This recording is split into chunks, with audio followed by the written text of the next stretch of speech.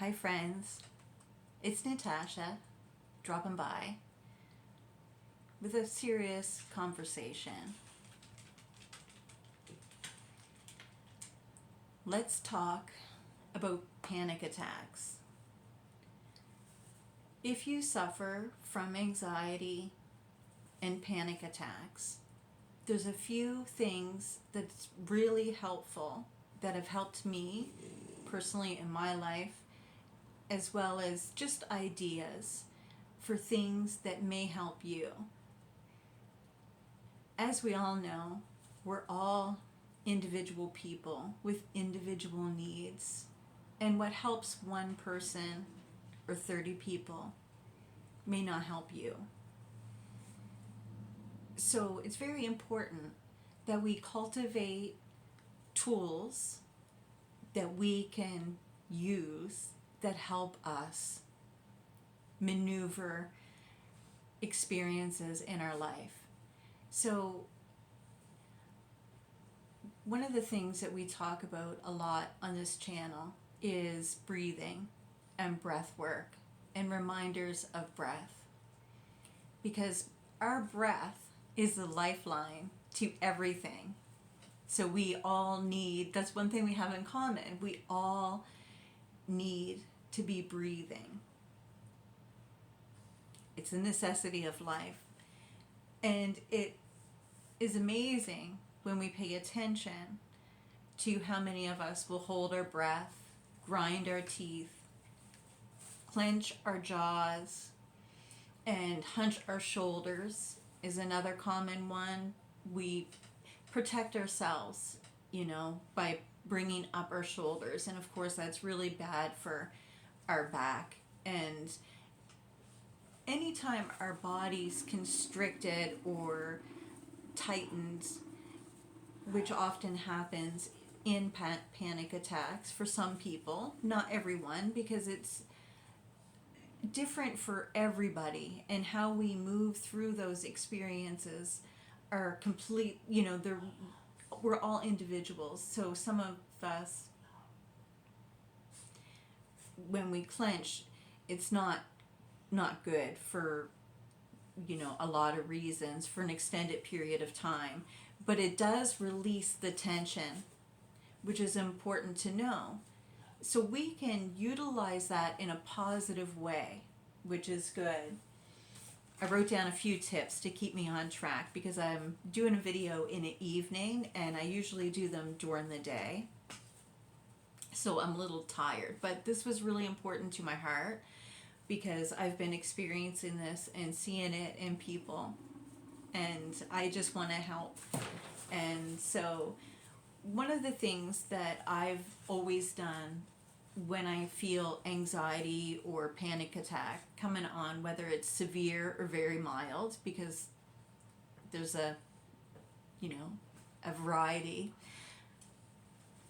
One of the things that I do is I go to a sink if that's available. So a washroom is great for this. And I do something very common. I just step up to the sink, I turn on the water, I let it run cold, and I hold my hands under the freezing cold water. I rub them together. So if it's a crowded bathroom, you just relax as best you can. You focus on your body, your hands being in the cold water, and you get your hands cold, and then wipe your face.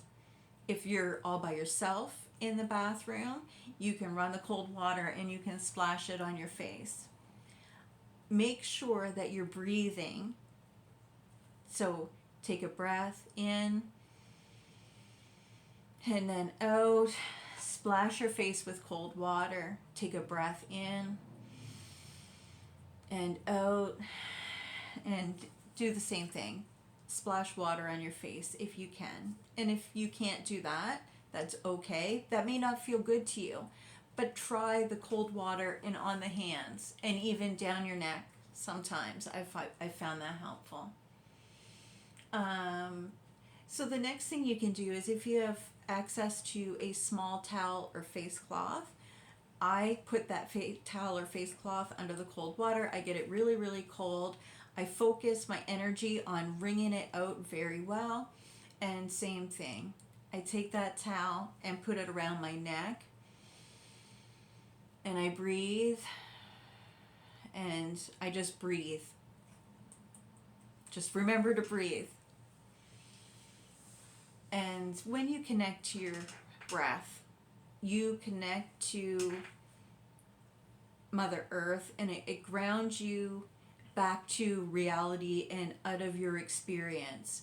Because sometimes when we have panic attacks, everything gets off. Our balance can get off. Our ears can ring and have very, like, squealing ears, different sounds for different people.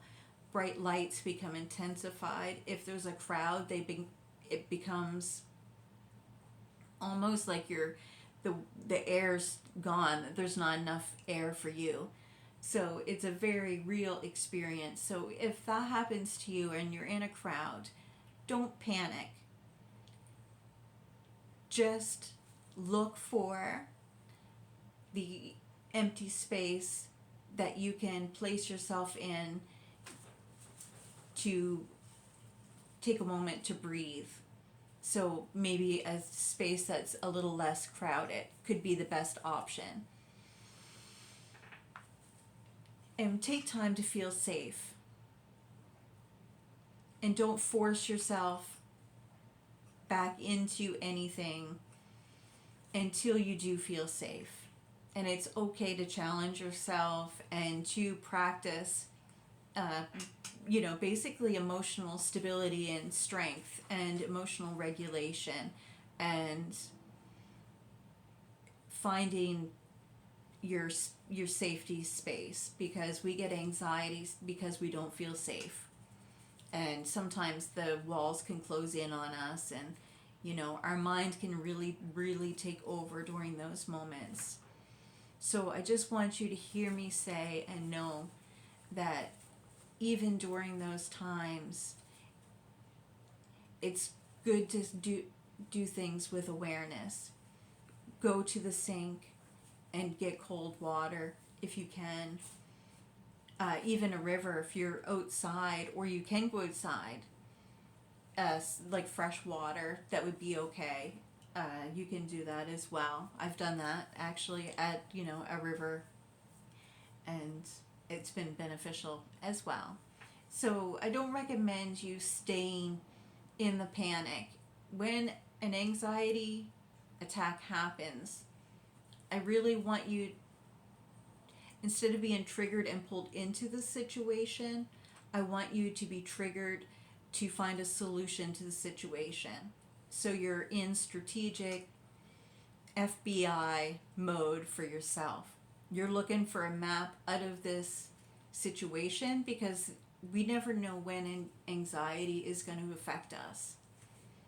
And it's can be sneaky sometimes. So we have to find ways to prepare ourselves and learn tools that will benefit us.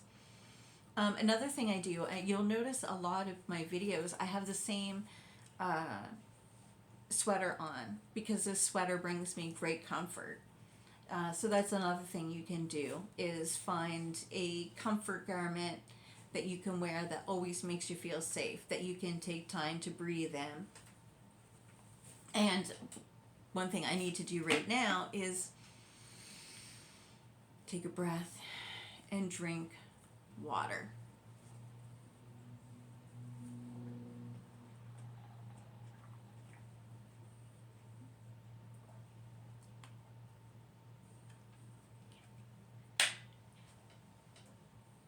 And repeat whatever you find that works for you.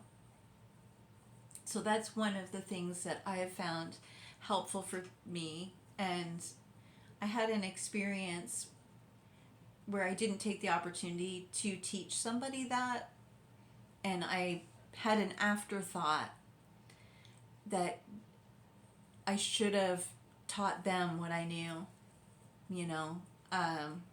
so I thought, well, if I do a video and I offer it to my community here at the Cozy Cushion, and thank you so much for tuning in and following. I hope you find tips that are not, very helpful for yourself, but also are helpful for our family members or community members or friends that may be able to utilize these tools in different ways, because it can really alleviate our pain, like physical pain. Some of us that experience depression and anxiety also experience very real pain. It can be pain in our heart, it can be pain in our lungs and stomachs and backs and shoulders and necks. Oftentimes, when we're under great stress, we can get, like, if we turn our head too fast, we'll get really nerve tightening pain, and that just means we're in too tense of a situation sometimes, and we need to always feel safe, friends. So I just wanted to bring you this message of hope,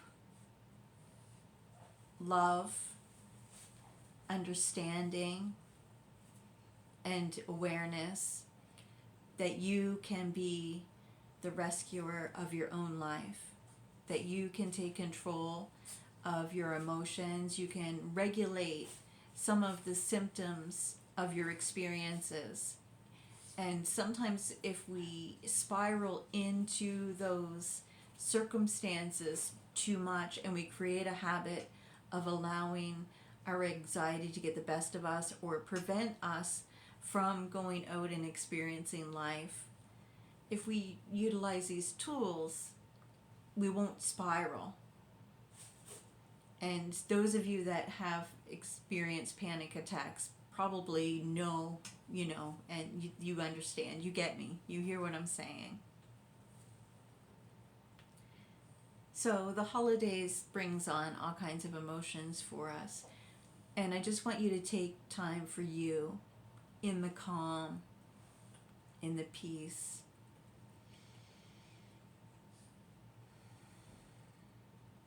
To just breathe. You are loved by me. Take care, and happy holidays.